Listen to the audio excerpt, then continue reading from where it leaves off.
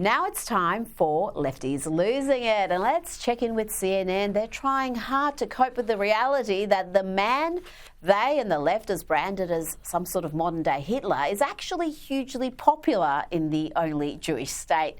There are thank you messages on the beaches of Tel Aviv. There are thank you messages in the leading newspapers of Israel. The nation, its people, are grateful to a leader who has brought their hostages home and brought peace to the region. They're wearing Trump hats in the Knesset, the Israeli parliament, hats that say Trump the peace president. And CNN had to acknowledge that there were plenty of MAGA caps being worn in Hostage Square. And, of course, endless applause for President Trump. Endless applause for President Trump. And when I was there, I even saw people wearing Make America Great Again hats in that crowd over at Hostage Square. But yet, despite all that, despite the fact that world leaders were jumping on planes within minutes of notice to be in the Middle East for this announcement, CNN anchor Jake Tapper, you know, the dude who noticed Joe Biden's cognitive decline only after he stopped being the Democrat candidate. Well, yes, Jake tries to downplay the enormity of this peace deal. Obviously, blessed are the peacemakers indeed, but it is worth pointing out this is a ceasefire deal, right? This is not a larger peace deal about a Palestinian state of any sort and who gets to rule a Palestinian state and Israel gets security guarantees, how, and all that. That is still TBD, right? I mean, yes, but, because the yes, but part of that is that, yes, this is the first phase of this deal where the two key parts of that was a ceasefire and the release of the hostages and also the release of Palestinian prisoners. Just pathetic work there from Jake Tapper, but not surprising. And let's stick with CNN. They have another anchor here, Christian Amanpour, having to issue an apology for insensitive comments suggesting the hostages, the Israeli hostages, were treated better than Gazans. But I regret also saying that they might have been treated better than many Gazans because Hamas used these hostages as pawns and bargaining chips. But that was insensitive and it was wrong. From speaking to many former hostages and their families, like everyone, I've been horrified at what Hamas has subjected them to. Yes, it was insensitive and wrong, CNN. Also wrong was not to keep this deranged Democrat accountable. Here is Jason Crow refusing to give any credit to Donald Trump for the peace deal. How much credit does President Trump deserve for this remarkable agreement? Well, this does need to end the terrible, terrible tragedy we've seen the last couple of years. It's been awful. I don't trust Donald Trump. There's no reason to trust Donald Trump. But I will, of course, work with any administration that wants to achieve those things. Oh, those Democrats are so bitter and petty, aren't they? And so are many of the journalists. And is it any wonder that Donald Trump is telling them precisely what he thinks of them and their activism masquerading as impartial news reporting? Here he is with a rather polite takedown of a Politico reporter. Are you considering walking that back? Who are you with? Politico, Dasha Burns, sir. Dasha, Politico. Politico's gone bad. They've been so wrong about everything. Politico, Politico has been so wrong about everything. Let's get somebody else to ask some questions. Do you mind? Is that all right? Because Politico is fake news. Now, one has to wonder whether this incredible achievement by Donald Trump will lead to a cure for TDS, Trump derangement syndrome. Here is TDS sufferer and pretend token conservative on The View, Elisa Farah. She promised to wear a MAGA cap on the show, on The View, if Trump got the hostages out. Remember this? My point when I say I'm not going to be apocalyptic, it's not changing a tune. It's not making every single thing a 5-alarm fire. Yeah. If he does good, if he gets the Israeli hostages out, I promise I will wear a MAGA hat for one day on the show and say, thank you for doing it. Yeah. She'll knock it right off my head. Well, she lied. She didn't wear the cap. We had someone check. Are we surprised? I'm not. Now, before we move on to more cases of incurable TDS, let's check in with what is happening in Virginia. Now, there is something wrong, terribly wrong, with the modern Democrat woman. It's not just the squad. There are so many exhibiting signs of lunacy, signs of hysteria and indecency, unable to call out the most reprehensible of behaviours. Watch Virginia Lieutenant Governor Winsome Earl-Sears. She's the Republican candidate for governor. She questions Abigail Spanberger about why she hasn't asked Jay Jones, the Democrat nominee for Attorney General, to step down after his vile behaviour was exposed. Now, watch this. It's quite chilling. That's why I'm wondering why my opponent won't say beyond it's abhorrent and disgusting, why she won't say it is not okay and that he must leave the race because Jay Jones advocated the murder, Abigail, the murder of a man, a former speaker, as well as his children who were 2 and 5 years old. You have little girls. What would it take him pulling the trigger? Is that what would do it? And then you would say he needs to get out of the race? Abigail, you have nothing to say? Abigail, what if he said it about your 3 children? Is that when you would say he should get out of the race, Abigail? You're running to be governor. She just stood there with a grin on her face, a smirk. If that isn't disqualifying, then I don't know what is. If Virginia votes for that, if leftists want to stand behind that woman instead of Winsome Earl-Sears, then they deserve everything they get. Now, let's get back to examining whether TDS, even some of the worst cases of TDS, can be cured. I'm not convinced, but I've got to say Bill Maher gives me a little bit of hope. He suffered from a severe case for years.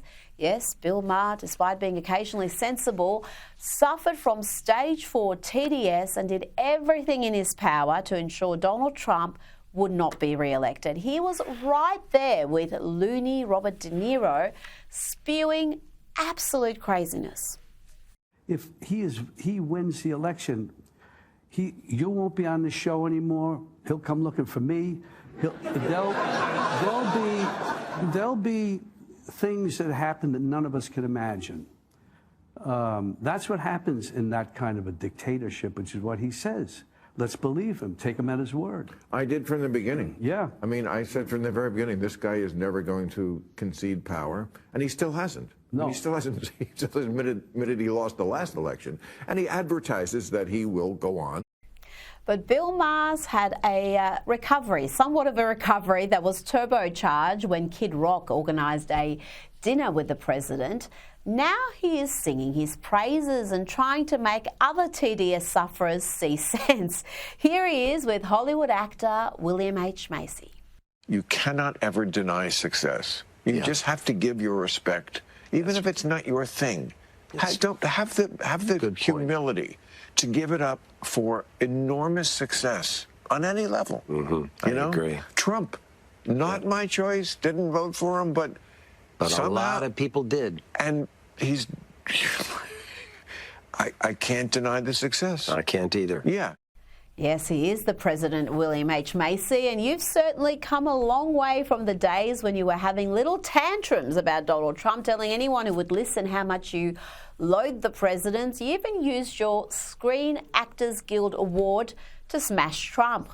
Goodness me, we'd have come a long way. When I went to the White House, these are all the horrible things he's called me over the years. Did you give him that and he signed it for you? Correct. Oh, that's brilliant. I know. It's my prized possession. What a signature. That's one of the best signatures of stupid, angry, dopey. Now to one of the worst TDS cases ever. This man has completely trashed his own reputation. That's Sam Harris. Even he was eating humble pie this week. Trump got a deal done. And that's something I don't believe you believe would have happened under a President Harris. It pains me somewhat to admit this, but yes, he's certainly been good for the Middle East and for Israel in a way that I don't think there was any reason to expect Harris to be good. And Biden certainly wasn't good, apart from the first few weeks after October 7th, or maybe a couple of months after October 7th. Yes, Sam Harris eating humble pie is a joyous moment, but he's still fully afflicted with TDS. I mean, it wasn't long ago when he was saying crazy stuff like this. Of all the conspiracy theories, he latched onto this one. this just could be based on a faulty intuition about ballistics, but I'm surprised that a rifle round making any degree of contact with an ear wouldn't do more damage. I think a shattered piece of shrapnel from a teleprompter is far more likely to have done that to his ear than a rifle round. That's so silly. I would have used stronger words than silly, but it's far from the dumbest or craziest thing that Sam Harris has said about Donald Trump. Remember this rant? At that point, Hunter Biden literally could have had the corpses of children in his basement. I would not have cared, right? It's like there's nothing. First of all, it's Hunter Biden, right? It's not Joe Biden. But even if whatever scope of Joe Biden's corruption is, like if we could just go down that rabbit hole endlessly and understand that he's getting kickbacks from Hunter Biden's deals in Ukraine or wherever else, right, or China, it is infinitesimal compared to the corruption we know Trump is involved in. It's like a firefly to the sun. Just utterly unhinged, and you saw Constantine kissing at the end of that clip. I wonder if he was thinking of Sam Harris when he posted this yesterday. He wrote, "It's time for people with Trump derangement syndrome to admit they were wrong. Sam Harris may be too far gone. He is, after all, too broken with TDS. He's gone from an intellectual to a caricature, a dumb person's idea of a smart person.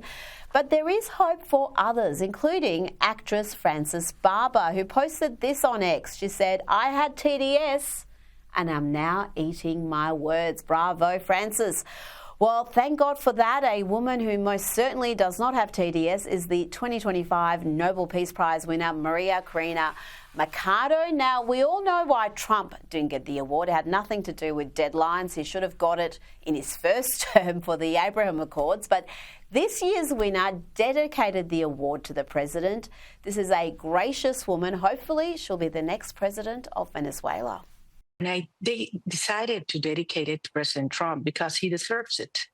Because not only has he been involved in only a few months in solving 8 wars, but his actions have been decisive to have Venezuela now at a threshold of freedom after 26 years of tyranny. Now, while elderly, almost uniformly white folk take to the streets to resist Trump, to resist his law and order efforts, the communities afflicted with violent crime are seeing a real change, a positive change. Listen to this lady in Memphis. Some of y'all might get mad at me. And at this point, I don't give a damn. I'm not into politics. I'm not into all of that extra stuff that people be losing their life over. I ain't into all that. We human, whatever. But I will say thank you to Trump for bringing these National Guards and doing what they're doing down here in Memphis right now. You know, for the first time in 5 years. I've been in my home for 5 years. And for the first time, my kids have been able to play in the backyard and be able to do it comfortably. I haven't heard a gunshot in 2 weeks. I haven't seen strange people walk up and down the street. Just a few weeks ago, I had somebody walk on the side of my house. None of that action's going on. I haven't seen no young YNs at the store posted.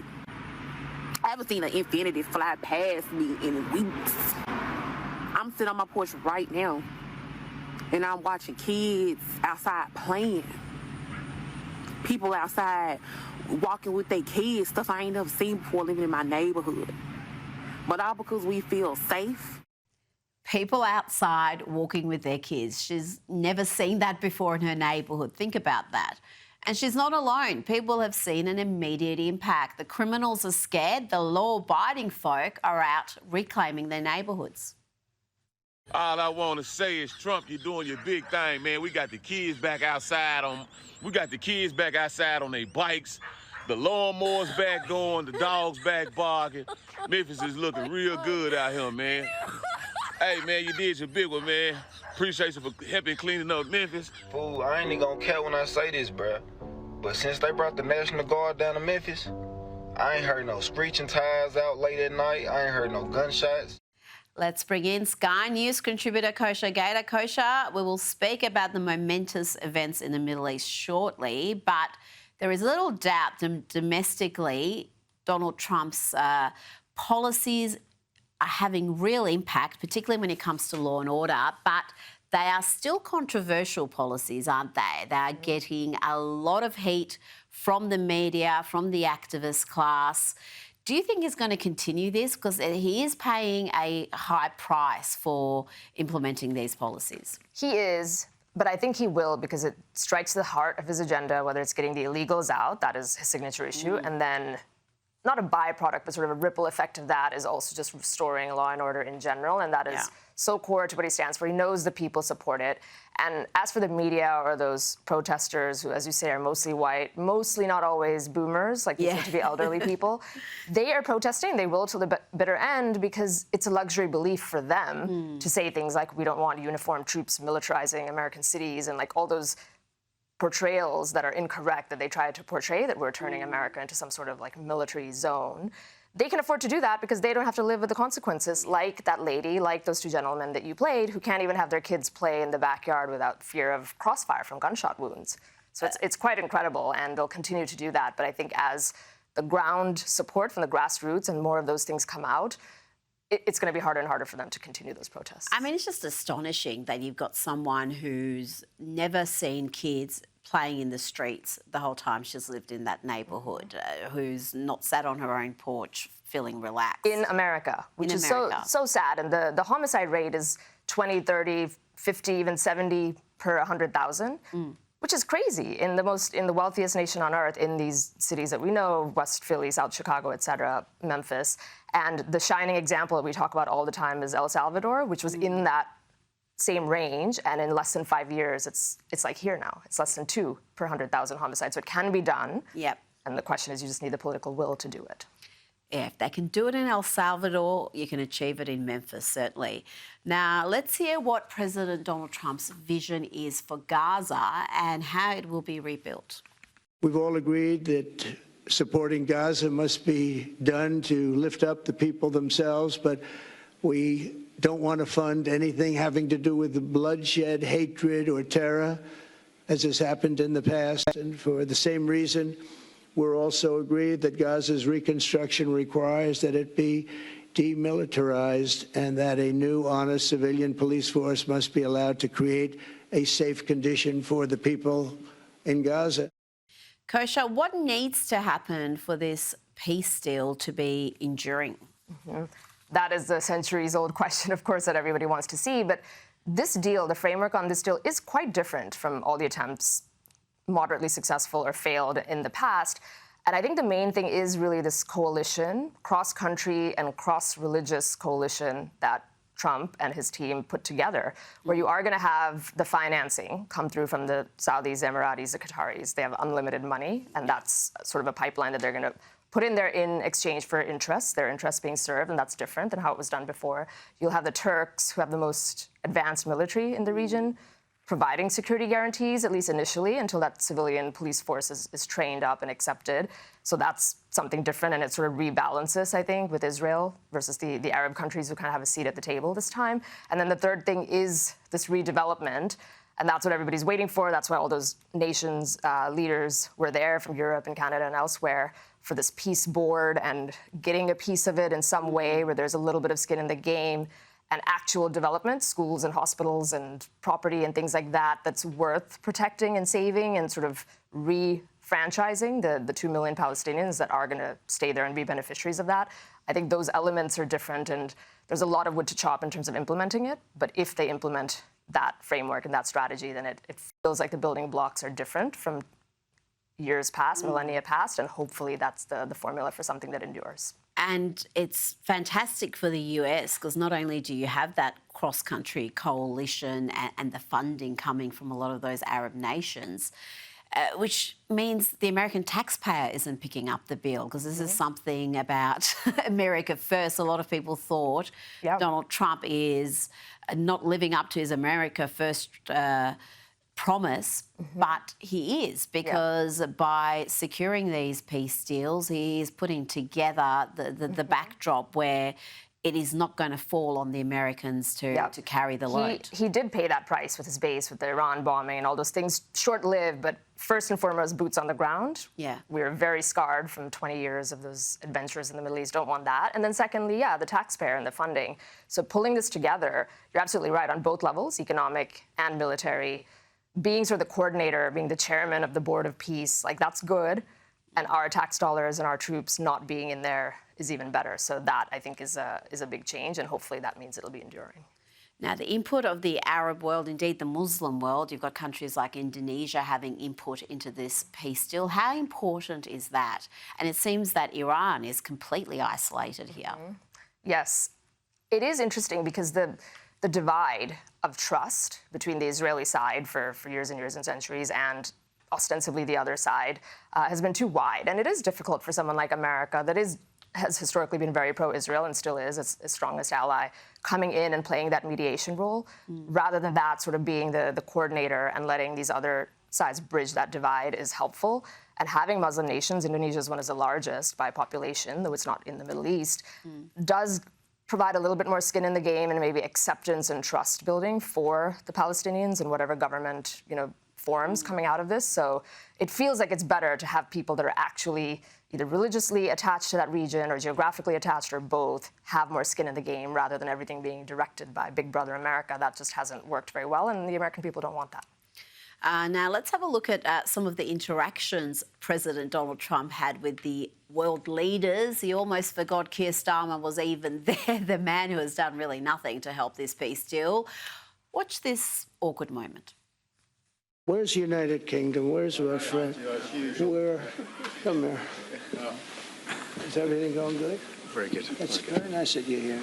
These people all came in like 20-minute notice, and I think it's fantastic. And we have so many others, and just so many others. Oh dear, I think he thought he was going to have his little moment and he was going to speak. You're not speaking, Keir. You had nothing to do with it. In fact, the likes of Keir Starmer, Emmanuel Macron from France, our own Prime Minister Albanese, really, they did not help this peace deal. They, if anything, set it back. And Marco Rubio made that point, didn't he? That every time one of them would pull a stunt, recognise the Palestinian state, the Palestinians would walk away from the negotiating table. This moment, from a leadership perspective, belongs to President Trump. Everybody knows it, whether they admit it with celebration or they admit it begrudgingly. But you'll find these other people who want to sort of just steal a little bit of the credit. It's these world leaders. It's the Biden administration people were all over TV yesterday saying how they came up with the framework and they're glad to see that Trump and his team implemented the framework they were the originators of. So they're all kind of trying to do that. But everyone knows, and that's why you see him really seizing this moment. And if I were Keir Starmer, I might have come up with something a little bit different, like half a step back, stay in the frame, as opposed to completely turning his back and going that way. That didn't look good. And there was the quintessential Trump-Macron handshake. It happened again. Let's have a look at it. It went on for some time. They've become famous for this, almost. They try to get the dominant position in the handshake. This one was another one that was notable. Have a look at this interaction right after the press conference. This is between Canadian Prime Minister Mark Carney and President Trump. Carney thanks Trump for upgrading him to president instead of calling him prime minister. And Trump responds as quick as a flash with, well, I could have called you governor. So you going back? I'll go back. I'm glad you upgraded me to president. Did I say? Great stuff. That's good. I started. At least I didn't say that. Yes, of course, referring to earlier this year, Koshar, when Trump was talking about Canada becoming the 51st state, and Carney would be governor then. And now that he's achieved peace in the Middle East, maybe that will be back on the table, that agenda along with Greenland, we shall see.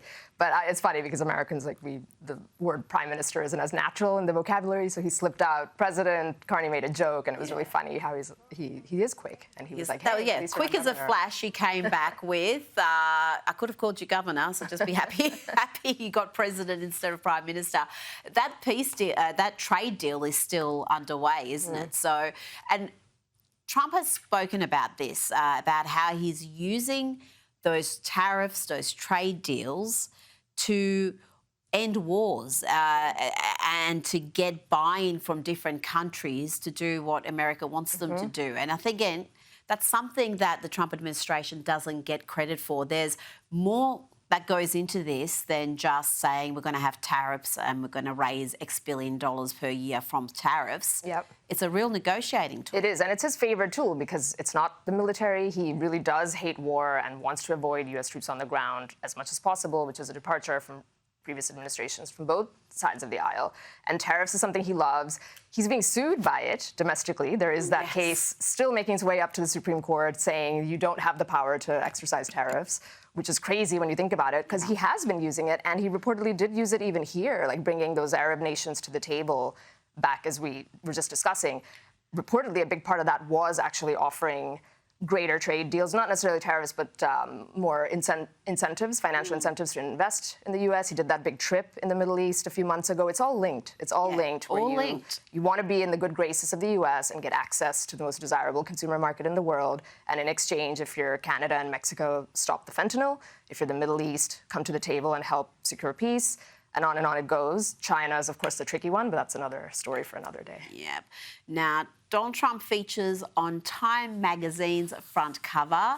Let's have a look. They write, the living Israeli hostages held in Gaza have been freed under the first phase of Donald Trump's peace plan alongside a Palestinian prisoner release. The deal may become a signature achievement of Trump's second term, and it could mark a strategic turning point for the Middle East. All sorts of Captain Obvious commentary there. But Kosha, Time could not help themselves. They had to run a terrible picture, terrible angle. They are just so petty.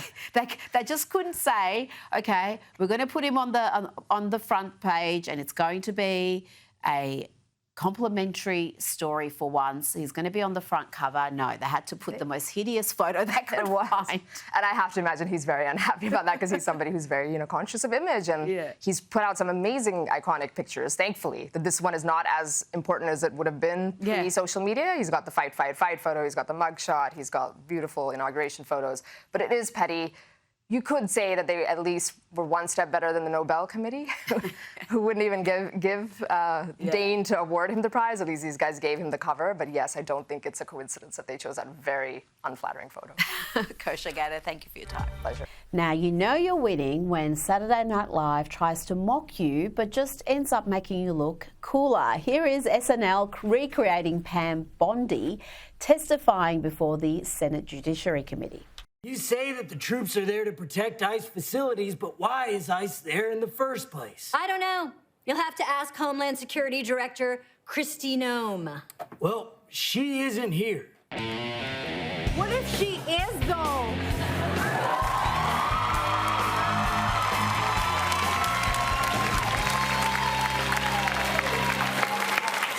Hold my gun. That's right, it's me, Kristi Noem. I spell my name with an I because that's how I thought it was spelled. And I'm the rarest type of person in Washington, D.C., a brunette that Donald Trump listens to. Got to say, Tina Fey's Kristi Noem isn't bad, though the writing could do with some work. Our government agents are working without pay. Luckily, my boys at ICE don't mind. They're in it for the love of the game. And how did I find them? By running ads like this. Do you need a job now? Yeah. Are you a big tough guy? Yeah. Tough enough for the Army or police? No. But do you take supplements that you bought at a gas station? Daily. Yep, the look is on point, but the writing is a bit lame. Let's look at a clip an ex-user put together to improve that skit. They're in it for the love of the game. And how did I find them? By running ads like this. Lord have mercy.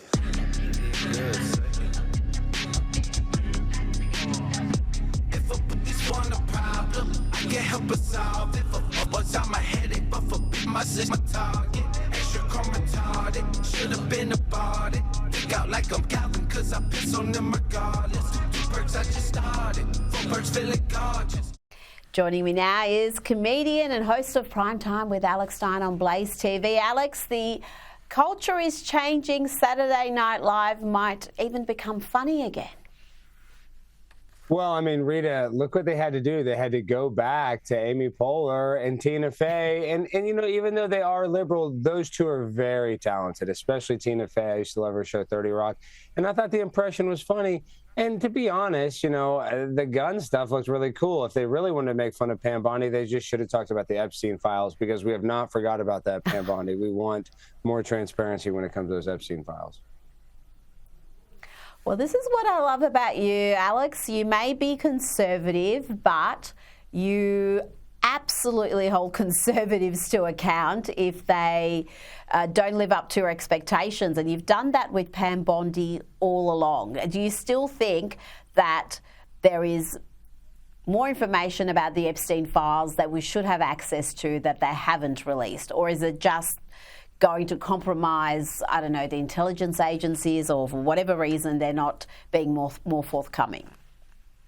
Well, 100%. I think it implicates people that are classified. There's levels of information that us normal American citizens will never be privy to. And even if the president was to release this information, you know, they could be held accountable for it. So, you know, it's just kind of like simple math. If they won't release it, it's because whoever's involved is such, you know, high level that they cannot be revealed. And I guess it doesn't really necessarily all fall on Pam Bondi, but when the Trump administration campaigned on the Epstein release, we want the Epstein files. And I think that the mistake that Pam Bondi made was doing the public, you know, binder, you know, debacle. That was a terrible, terrible plan, and that couldn't have gone any worse. So I think Pam Bondi handled herself great when she was getting lectured, you know, by all those politicians. But when it comes to Epstein, she's still, you know, not handling it sufficiently. Now, you're out there trying to help folk. Your methods, your style may be less gentle than some others, but the intention is just as pure. Let's have a look. Transgender mom is confusing her daughter. You wouldn't tell an anorexic person to continue to not eat, would you? If an anorexic woman, when you're a nurse, would you tell them, a person that had a mental illness, would you tell them to continue not to eat? Or would you tell a bulimic person to continue to throw up? No. Okay, so why would you tell a person with gender dysphoria they were born in the wrong body? It's a mental health issue. You don't solve it by cutting off your breast.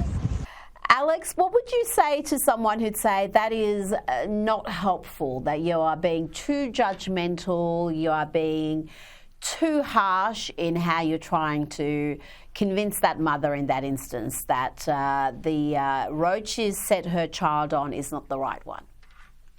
You know, they would not be wrong. I would say that my methodology is not always the softest or the nicest. And, you know, at the same exact time, I played sports, and you kind of need a football coach to kind of tell you the, you know, the tough truth sometimes, why you're not starting or when you played bad in a game. And so when I'm talking to that mother, I actually am empathetic to the mother and, you know, their child. But at the same time, people are afraid to have these conversations. And that was a hard conversation. And so I really wasn't trying to come off as, you know, arrogant. But at the same exact time, it was just a tough conversation that probably had not had a lot of, I'm guessing, because there's probably not a lot of pushback because of the society that we're currently living in. So at the same exact time, it was a hard conversation, but a necessary one. Now, Alex, Hillary Clinton has marked her 50th wedding anniversary by releasing a series of throwback pictures. Some are calling these thirst traps, and it was noted very quickly with these images of a young Hillary that she did bear a striking resemblance to actress and American Eagle model Sydney Sweeney. And I tell you, Alex, once you see it, you can't unsee it. I will never look at Sydney Sweeney the same way again. You know, and to be honest, they do have a lot of similarities.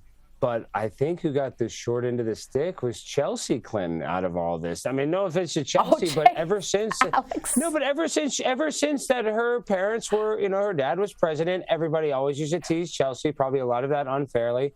But you look at Hillary right there, she's looking pretty good. So I feel bad for Chelsea. I think she got a lot of Bill's looks, unfortunately. I did not think you were going to go there. But do you now have a bit of a crush on Hillary because you got to say she was a very attractive young woman indeed. Beautiful on the outside, possibly ugly on the inside. Now, Alex, you are part of the Joyful Warriors. Of course, Charlie Kirk was the Joyful Warrior, the OG. You are part of a group of influencers who are going to be on tour. I've seen the posters for this, and I can see at least one far-left TDS sufferer on that list, Angela there. What do you hope to achieve with this tour? Are you going to be having these difficult conversations between left and right? What's the goal here? Well, I'm so lucky. You know, this is specifically a Moms for Liberty event that is being sponsored by Turning Point. And so we are going to have people that have different viewpoints and kind of just talk about how Moms for Liberty, technically it's a nonprofit, so it's not necessarily supposed to have a political viewpoint, but it is, you know, kind of right-leaning. But there's moms that are all about, you know, freedom of speech and that want to go speak up at, you know, school board meetings that, you know, might be afraid or might be nervous. So that's kind of where I come in and I fit in, probably trying to encourage the mothers to go speak and be more vocal at their city meetings and their school board meetings. But Angela is kind of coming there and giving the perspective of kind of pretending to be a lib. And she is liberal, but I'm just saying, but being outspoken, being a bold lib. So just kind of seeing all of our perspectives. And obviously there's, you know, Caitlin Bennett, who is, you know, very big on YouTube, and she's very unapologetically herself. So different people with different styles and kind of how we get our message across and hopefully encourage other moms to be more vocal and passionate about the things they care about the most. Alex Stein, thank you for your time.